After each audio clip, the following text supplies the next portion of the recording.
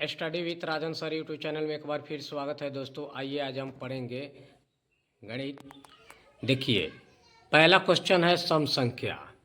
तो सम संख्या वैसी संख्या जो दो से पूरी तरह विभाजित हो जाए उसे सम संख्या कहते हैं। जैसे सम संख्या 0 2 4 6 8 etc।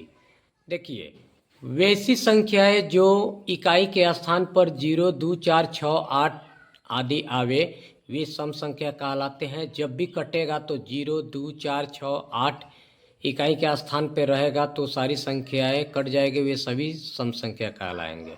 देखिए, इसके बाद से आता है विषम संख्या। तो विषम संख्या वैसी संख्या जो दो से पूरी तरह विभाजित न हो, भाग न लगे, न कटे, उसे विषम संख्या कहते हैं। जैसे 1 3 5 7 9 etc इत्यादि। देखिए, ये जो है विषम संख्या ना, इकाई के स्थान पर 1 3 5 7 9 जरूर आता है। और कोई भी संख्या हो, जैसे मान लीजिए 41 है तो वह 2 से नहीं कटेगा, 33 है 2 से नहीं कटेगा, 77 है 2 से नहीं कटेगा, 55 है 2 से नहीं कटेगा, 99 है 2 से नहीं कटेगा। तो 1 3 5 7 9 इकाई के स्थान पे आ रहे हैं तो ये क्या होंगे, विषम संख्या कहलाएंगे। इसके बाद आता है पूर्ण संख्या। शून्य सहित प्राकृत संख्या को पूर्ण संख्या कहते हैं। जैसे 0 1 2 3 4 5 etc। इसके बाद आता है आपका पूर्णांक संख्या। तो पूर्णांक संख्या क्या होता है? पूर्णांक संख्या 0 से लेकर इधर बाएं की तरफ 1 माइनस ऋणात्मक -1 2 -2 1 2 3 4 -1 -2 -3 -4 और 0 के ठीक उस साइड धनात्मक हो जाएंगे। 0 1 2 3 4 etc ये होंगे हमारा पूर्णांक संख्या। देखिए, प्राकृत संख्या किसे कहते हैं? तो गिनती की संख्या को प्राकृत संख्या कहते हैं। गिनती की संख्या को प्राकृत संख्या कहते हैं।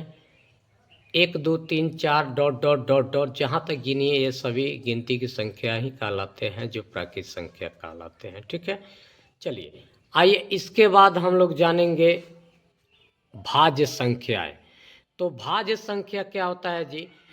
तो भाज्य संख्या 2 3 5 7 11 13 17 19 23 29 होंगे। जैसे 2, तो 2 जब भी कटेगा तो अपने आप से कटेगा, नहीं तो 1 से कटेगा। 3 है तो अपने आप से कटेगा, नहीं तो 1 से कटेगा। 5 है तो अपने आप से कटेगा, नहीं तो 5 से ही कटेगा, या नहीं तो 1 से कटेगा। 7 है तो या तो 7 से कटेगा, नहीं तो 1 से कटेगा। 11 है तो 11 से कटेगा, नहीं तो 1 से कटेगा। 13 है तो यह अपने आप से कटेगा, नहीं तो 1 से कटेगा। ठीक है, इसके बाद आता है भाज्य संख्याएं।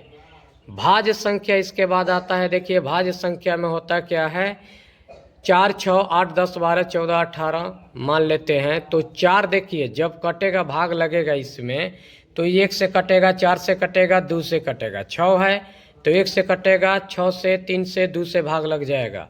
8 है तो 1 2 4 8 से भाग लगेगा। 10 है तो 5 2 1 और 10 से भाग लग जाएगा। तो ये भाज्य संख्या कहलाएंगे, जो भाग लग जाते हैं। ठीक है, इसके बाद आता है परिमेय संख्या। तो परिमेय संख्या एक भिन्न होता है। परिमेय संख्या देखिए 2/5 3/5 1/3 4/7। तो ये ऊपर वाले को अंश कहते हैं, नीचे वाले को हर कहते हैं। परिमेय संख्या जो होता है वह p/q के रूप में लिखते हैं और नीचे हर में शून्य नहीं होना चाहिए। q बराबर नॉट 0 होना चाहिए। परिमेय संख्या p/q के रूप में लिखते हैं, उसे परिमेय संख्या कहते हैं। अपरिमेय संख्या में क्या होता है?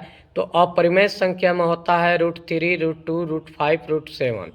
तो जिसका गुणनखंड न हो सके वह अपरिमेय संख्या कहलाते हैं। देखिए, जिसका गुणनखंड न हो सके वही अपरिमेय संख्या कहलाएंगे। और सबसे बड़ी बात है कि यह वीडियो के बाद एक और वीडियो आप लोग को अपलोड कर दिया जाएगा यूट्यूब पे, और इसके बाद जो क्वेश्चन होगा और बेहतरीन होगा। तो अभी तक जो चैनल हमारा लाइक सब्सक्राइब नहीं किए हैं, लाइक सब्सक्राइब कर लें और कमेंट जरूर करें। जय हिंद, जय हिंद, जय भारत दोस्तों। नेक्स्ट मिलते हैं अगले वीडियो में, तब तक के लिए जय हिंद, जय भारत दोस्तों।